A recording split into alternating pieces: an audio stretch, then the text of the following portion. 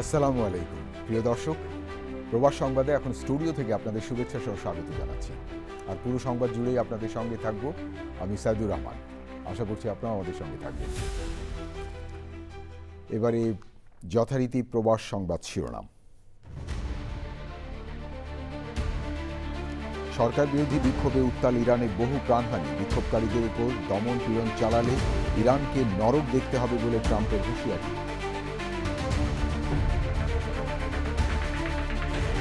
মাদুরোকে আটকের পর যুক্তরাষ্ট্রের সাথে সম্পর্ক পুনঃস্থাপনের পথে ভেনেজুয়েলা অন্তর্বর্তী সরকার। রাশিয়া ও চীন থেকে রক্ষায় গ্রিনল্যান্ড দখলে নিতে চান ট্রাম্প। মতপার্থক্য থাকলেও বিভেদ তৈরি না করতে তারেক রহমানের আহ্বান। গণমাধ্যমের সঙ্গে মত বিনিময়ে কৃষিতে শাইখ সিরাজের ভূমিকার কথা উল্লেখ। এখানে শাইখ সিরাজ বসে আছেন, ওনার একটি বিখ্যাত প্রোগ্রাম আছে কৃষি সংক্রান্ত। আমাদের দেশে কৃষকদের কি অবস্থা এখন, সেই বিষয়টি বোধহয় আমাদেরকে বিবেচনা করা উচিত। এবং বর্ণাঢ্য আয়োজনে বাংলাদেশ ওমান কূটনৈতিক সম্পর্কের সুবর্ণ জয়ন্তী উদযাপন। দুদেশের সম্পর্ক আরও জোরদার হবে বলে আশা।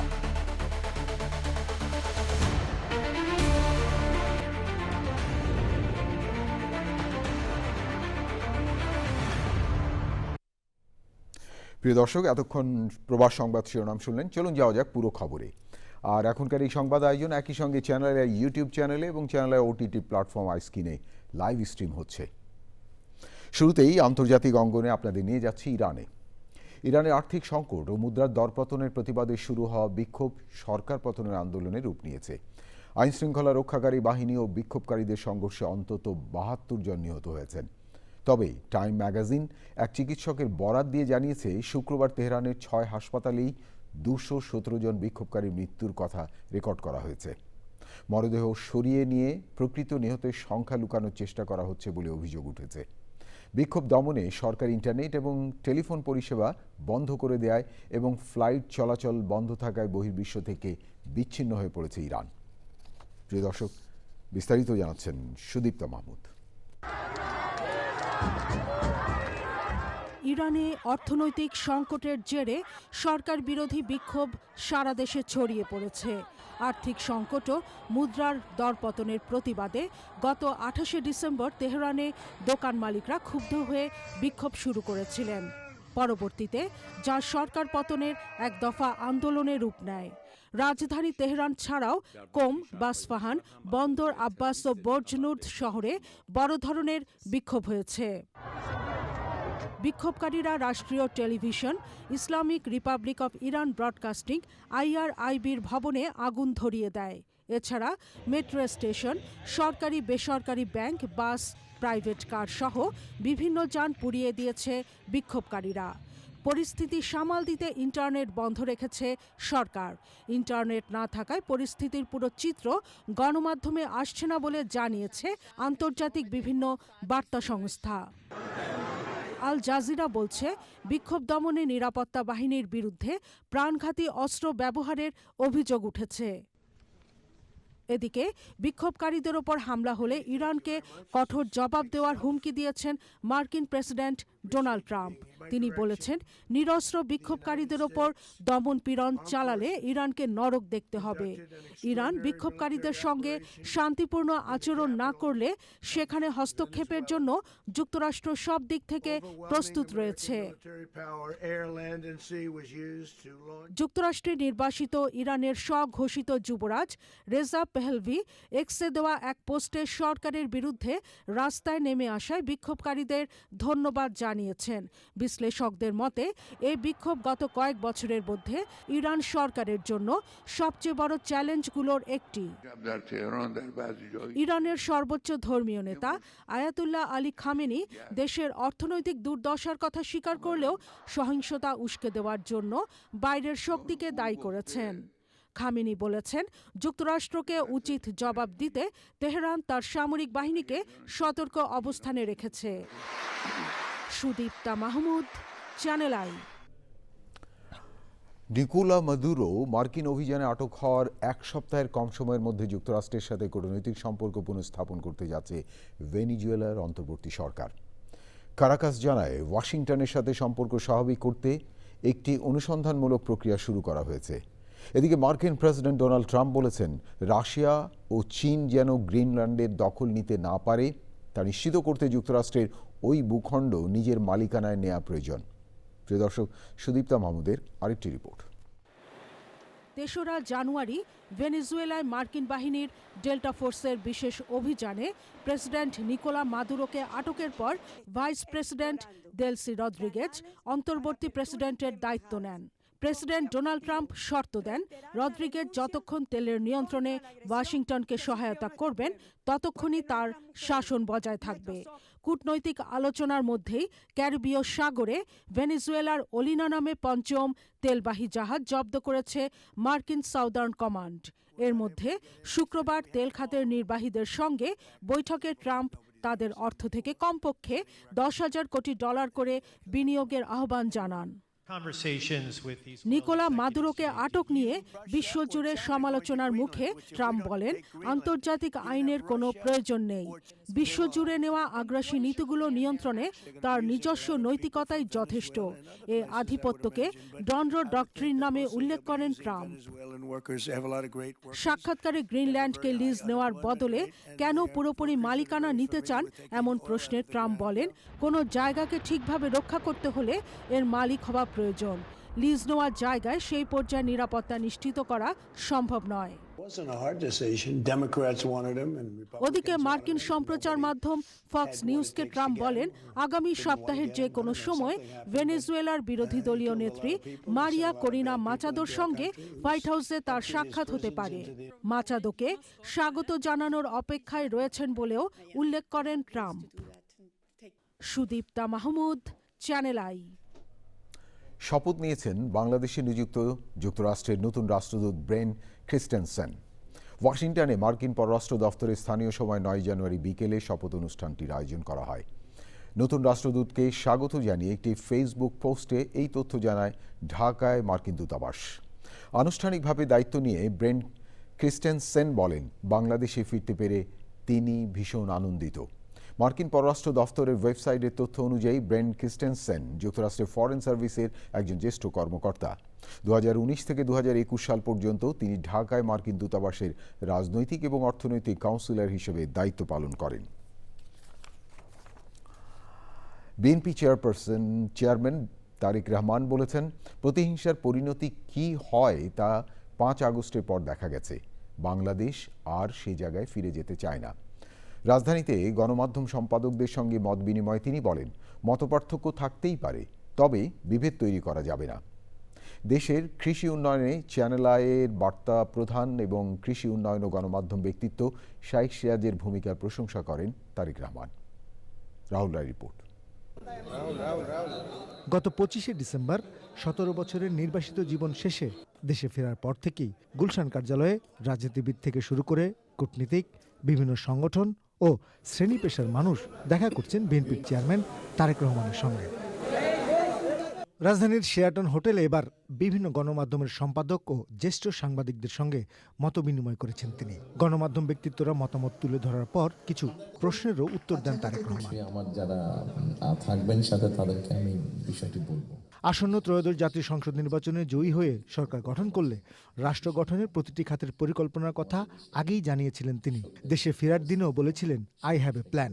বক্তব্যে সেই পরিকল্পনাগুলো আবারও তুলে ধরেন। কৃষি উন্নয়নে বিশেষভাবে উল্লেখ করেন চ্যানেল আইয়ের পরিচালক ও বার্তা প্রধান শাইখ সিরাজের কথা। এখানে শাইখ সিরাজ বসে আছেন, তার একটি বিখ্যাত প্রোগ্রাম আছে কৃষি সংক্রান্ত। আমাদের দেশে কৃষকদের অবস্থা এখন, সেই বিষয়টি বোধহয় আমাদেরকে বিবেচনা করা উচিত। উনি ভালো বলতে পারবেন, আমার যতটুকু ধারণা আছে যে মানে সরাসরি জমিতে কৃষিকাজের সাথে জমির মালিক এরকম কৃষকের সংখ্যা প্রায় 1.5 কোটির মতন সারা বাংলাদেশে, 1,50,00,000 মতন। এর মতো ডিফারেন্ট ক্যাটাগরির কৃষক আছে।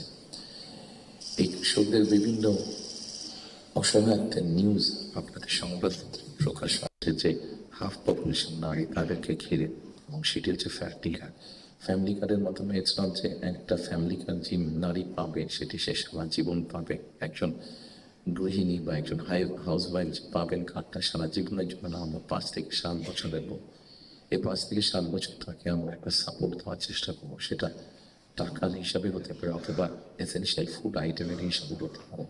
আমরা হেলথ কেয়ারের অ্যাপয়েন্ট করতে চাই এবং এই হেলথ কেয়ারের অ্যাপয়েন্টের একটি মূল লক্ষ্য উদ্দেশ্য হচ্ছে এরা যেরকম বেসিক ট্রেনিং পাওয়ার পরে গিয়ে মানুষকে সচেতন করবে। এই হেলথ কেয়ারের 80 থেকে 85% আমরা নারী কর্মী যাতে নারী কর্মীরা গিয়ে ঘরে ঘরে বোঝাতে সক্ষম হন যে কি জন্য প্রয়োজন হাইজিন মেনটেন করা এবং পরিবারকে সুস্থ রাখা, এট দ্য সেম টাইম পরিবারকে একটি রিজনেবল সাইজের মধ্যে রাখা পরিবারের সদস্যের সংখ্যা। বিএনপির চেয়ারম্যান হিসেবে দায়িত্ব নেওয়ার পর প্রথম অনুষ্ঠানে তারেক রহমান সব রাজনৈতিক দল ও প্রতিটি শ্রেণী পেশার মানুষকে সুন্দর বাংলাদেশের জন্য এক হয়ে কাজ করার আহ্বান জানিয়েছেন। 5ই আগস্টে ফিরে যাওয়ার কোনোই কারণ নেই আমাদের। হিংসা, প্রতিশোধ, প্রতিহিংসা একটি মানুষ, একটি দল বা যেভাবে আমরা বিবেচনা করি তার পরিণতি কি হতে পারে আমরা দেখেছি 5ই আগস্ট। এবং আমি সেই জন্যই সকলকে অনুরোধ করব, দল মত নির্বিশেষে আমাদের মধ্যে মত পার্থক্য থাকবে, কিন্তু আমরা যদি চেষ্টা করি তাহলে সেই মত পার্থক্যের মধ্যে রেখে আলোচনার মাধ্যমে সেটি অনেক সমস্যার সমাধান হয়তো আমরা বের করে আনতে সক্ষম হব। কিন্তু কোনোভাবেই সেটি যাতে মত বিভেদের পর্যায়ে চলে না যায়। আমরা যদি দেশের স্বাধীনতা, দেশের সার্বভৌমত্বের জন্য কাজ করি তাহলে নিশ্চয়ই আমার কাছে মনে হয় একজন রাজনৈতিক কর্মী হিসাবে আমি দৃঢ়ভাবে বিশ্বাস করি আমরা জাতিকে একটি সঠিক ডাইরেকশনে নিয়ে যেতে সক্ষম হব। সরকার গঠন করলে গণমাধ্যমের কাছে পরামর্শ ও সমালোচনা চান বলেও জানিয়েছেন বিএনপির চেয়ারম্যান। আপনাদের কাছ থেকে এমন ধরনের আলোচনা, সমালোচনা আমরা পাই যেটা আমাদেরকে সাহায্য করবে দেশকে সামনে এগিয়ে নিয়ে যেতে। রাহুল রায়, চ্যানেল আই, ঢাকা। তারেক রহমান বিএনপির চেয়ারম্যানের দায়িত্ব গ্রহণ করায় তাকে অভিনন্দন জানিয়েছেন যুক্তরাষ্ট্রের নিউ জার্সি স্টেট সাউথ বিএনপির নেতাকর্মীরা। শুক্রবার রাতে তারেক রহমানের দায়িত্ব গ্রহণের সংবাদ প্রচারের পর বিএনপি নেতাকর্মীরা উচ্ছ্বাস ও সন্তোষ প্রকাশ করেছেন। দলের নেতাকর্মীরা আশা প্রকাশ করে জানিয়েছেন তার নেতৃত্বে বিএনপি দেশ ও জনগণের পক্ষে কার্যকর ভূমিকা রাখবে। পাশাপাশি দেশের সার্বভৌমত্ব, জনগণের ভোটাধিকার, মানবিক মূল্যবোধ ও ন্যায় বিচার প্রতিষ্ঠায় তিনি আরও বলিষ্ঠ ভূমিকা পালন করবেন বলে আশা প্রকাশ করেন বিএনপির প্রবাসী নেতাকর্মীরা। বাংলাদেশের ভবিষ্যৎ প্রধানমন্ত্রী জনাব তারেক সাহেব ভারপ্রাপ্ত চেয়ারম্যান থেকে পূর্ণ চেয়ারম্যান হওয়াতে বাংলাদেশ জাতীয়তাবাদী দল নিউ জার্সি স্টেট সাউথ থেকে আন্তরিক অভিনন্দন ও শুভেচ্ছা। বিএনপির ভারপ্রাপ্ত চেয়ারপারসন তারেক রহমানকে বাংলাদেশ জাতীয়তাবাদী দল বিএনপির চেয়ারপারসন নির্বাচিত করায় নিউ জার্সি স্টেট বিএনপির পক্ষ থেকে আমরা লাল গোলাপ শুভেচ্ছা জানাচ্ছি এবং কৃতজ্ঞতা জানাচ্ছি স্থায়ী কমিটির সকল সদস্যদেরকে। জনাব তারেক রহমানকে ভারপ্রাপ্ত চেয়ারম্যান থেকে চেয়ারম্যান পদে পদোন্নতি করায় এবং নিয়োগ পায় তাকে আন্তরিকভাবে অভিনন্দন। তারেক রহমানকে বিএনপির চেয়ারম্যান নির্বাচিত করায় নিউ জার্সি স্টেট বিএনপি সাউথের পক্ষ থেকে আমরা তাকে উষ্ণ সম্বর্ধনা জানাচ্ছি। প্রিয় দর্শক, আন্তর্জাতিক অঙ্গনে এবারে দৃষ্টি দেব ইটালিতে। ইটালিতে সাবেক প্রধানমন্ত্রী ও বিএনপি চেয়ারপারসন বেগম খালেদা জিয়ার জন্য দোয়া মাহফিল হয়েছে। দেশটির রাজধানী রোমের তারপিনাত্তার জামে মসজিদে ইটালি বিএনপির আয়োজনে এ দোয়া হয়। সেই সময় বেগম খালেদা জিয়া, জিয়াউর রহমান ও আরাফাত রহমান কোকোর আত্মার শান্তি ও মাগফিরাত এবং তারেক রহমানের দীর্ঘায়ু কামনা করে বিশেষ দোয়া করেন হাফেজ মাওলানা আব্দুর রহমান। দলীয় সংগঠনের সাবেক ভারপ্রাপ্ত সভাপতি আমিনুর রহমান সালামের সভাপতিত্বে এবং সাবেক সিনিয়র যুগ্ম সাধারণ সম্পাদক শাহ মোহাম্মদ তৌহিদ কাদেরের পরিচালনায় উপস্থিত ছিলেন সাবেক সহসভাপতি সাজ্জাদুল কবির, হুমায়ুন কবির, মাইনুল আলম খোকন, সাবেক যুগ্ম সাধারণ সম্পাদক কাজী আবুল বাশার, সাবেক সাংগঠনিক সম্পাদক কামরুজ্জামান রতন, মান্নান হীরা, ইটালি যুবদলের ভারপ্রাপ্ত সভাপতি মাহমুদুল হাসান, সাধারণ সম্পাদক ওমর ফারুক ও অন্যরা। বাংলাদেশে ওমানের কূটনৈতিক সম্পর্কের সুবর্ণ জয়ন্তী উদযাপন উপলক্ষে বর্ণাঢ্য সাংস্কৃতিক অনুষ্ঠান হয়েছে। বাংলাদেশ দূতাবাস মাস্কাটের উদ্যোগে প্রথমবারের মতো বাংলাদেশ সশস্ত্র বাহিনী ও ওমান সুলতানের সশস্ত্র বাহিনীর ব্যান্ড এবং অর্কেস্ট্রা দলের যৌথ অংশগ্রহণে আয়োজিত হয় এই সাংস্কৃতিক সন্ধ্যা। এর মাধ্যমে দুদেশের মাঝে সম্পর্ক আরও দীর্ঘমেয়াদী হবে বলে মনে করে রাষ্ট্রদূত। প্রিয় দর্শক, ওমান থেকে হাশিম চৌধুরী পাঠানো তথ্য ও ভিডিও চিত্র নিয়ে দেখুন মীর আমিরুল আলমের রিপোর্টটি।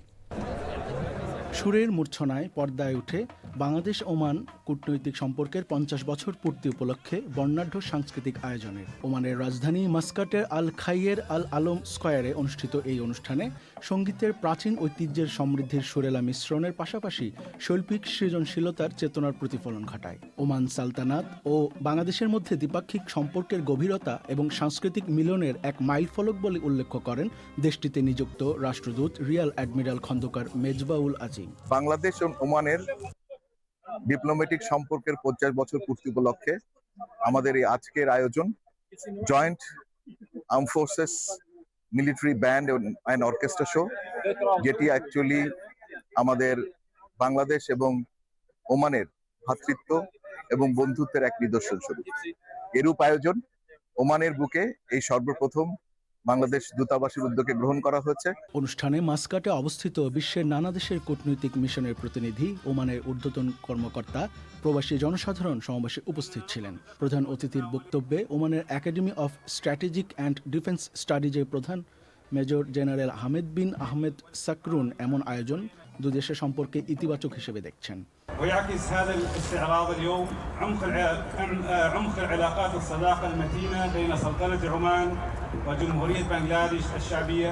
সেনাবাহিনী, নৌবাহিনী ও বিমান বাহিনীর পরিবেশনায় ফুটে ওঠে বাংলাদেশের ইতিহাস, ঐতিহ্য ও সাংস্কৃতিক মেলবন্ধন। ওমান সরকার এবং ওমান আর্ম ফোর্সকে ধন্যবাদ জানাই। পাশাপাশি আমি ধন্যবাদ জানাতে চাই বাংলাদেশ সরকার এবং বাংলাদেশ সশস্ত্র বাহিনীকে।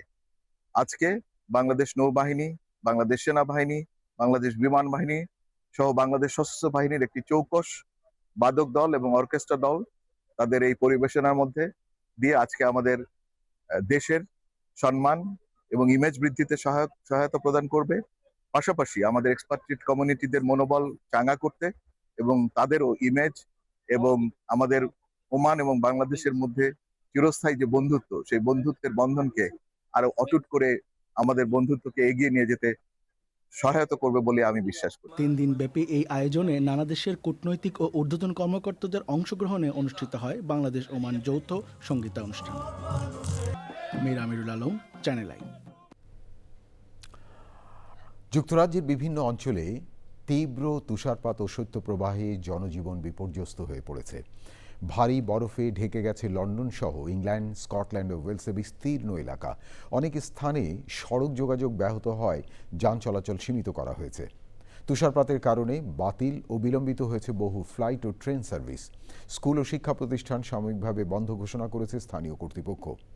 জরুরি প্রয়োজন ছাড়া ঘরের বাইরে না বের হওয়ার পরামর্শ দেওয়া হয়েছে বাসিন্দাদের। আবহাওয়া দফতর জানিয়েছে আগামী কয়েকদিন তাপমাত্রা হিমাঙ্কের কাছাকাছি থাকতে পারে এবং কিছু এলাকায় আরও তুষারপাতের আশঙ্কা রয়েছে। পরিস্থিতি মোকাবেলায় প্রস্তুত রাখা হয়েছে জরুরি সেবা সংস্থাগুলোকে। ফুলকপি, বাঁধাকপি ও কাঁচামরিচের পর এবার বগুড়ায় উৎপাদিত আলু যাচ্ছে মধ্যপ্রাচ্যের বিভিন্ন দেশ, নেপাল, সিঙ্গাপুর ও মালয়েশিয়া সহ 7টি দেশের বাজারে। স্থানীয় ব্যবসায়ী ও রফতানিকারকরা চলতি মৌসুমে প্রায় 10,000 টন আলু রফতানির লক্ষ্যমাত্রা নির্ধারণ করে কাজ শুরু করেছে।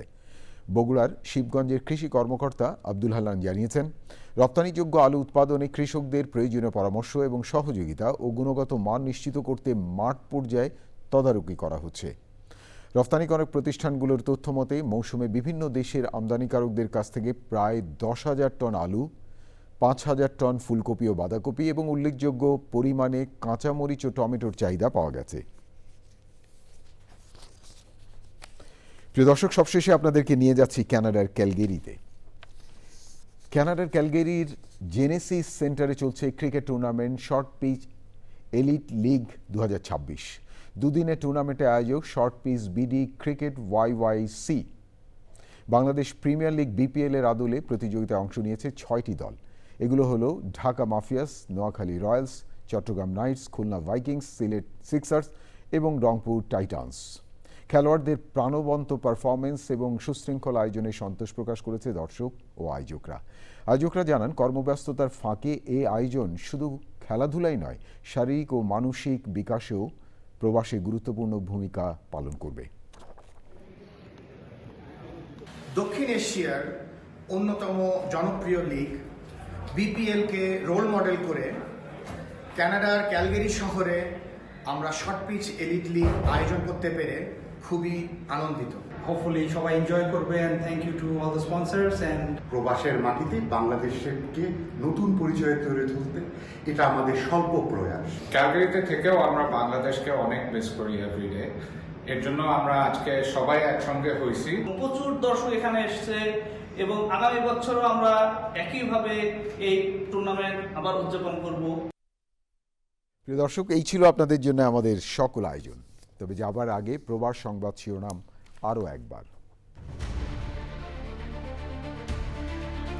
সরকার বিরোধী বিক্ষোভে উত্তাল ইরানে বহু প্রাণহানি, বিক্ষোভকারীদের উপর দমনপীড়ন চালালে ইরানকে নরক দেখতে হবে বলে ট্রাম্পের হুঁশিয়ারি। মাদুরোকে আটকের পর যুক্তরাষ্ট্রের সাথে সম্পর্ক পুনঃস্থাপনের পথে ভেনেজুয়েলার অন্তর্বর্তী সরকার। রাশিয়া ও চীন থেকে রক্ষায় গ্রিনল্যান্ড দখলে নিতে চান ট্রাম্প। মতপার্থক্য থাকলেও বিভেদ তৈরি না করতে তারেক রহমানের আহ্বান। গণমাধ্যমের সঙ্গে মত বিনিময়ে কৃষিতে শাইখ সিরাজের ভূমিকার কথা উল্লেখ। এখানে শাইখ সিরাজ বসে আছেন, ওনার একটি বিখ্যাত প্রোগ্রাম আছে কৃষি সংক্রান্ত। আমাদের দেশে কৃষকদের কি অবস্থা এখন, সেই বিষয়টি বোধহয় আমাদেরকে বিবেচনা করা উচিত। এবং বর্ণাঢ্য আয়োজনে বাংলাদেশ ওমান কূটনৈতিক সম্পর্কের সুবর্ণ জয়ন্তী উদযাপন। দুদেশের সম্পর্ক আরও জোরদার হবে বলে আশা।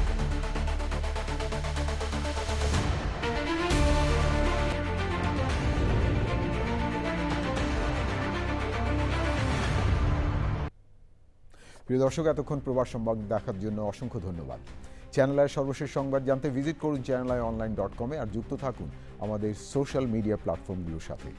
প্রিয় দর্শক, ভালো থাকবেন আর ভালো রাখবেন সবাইকে।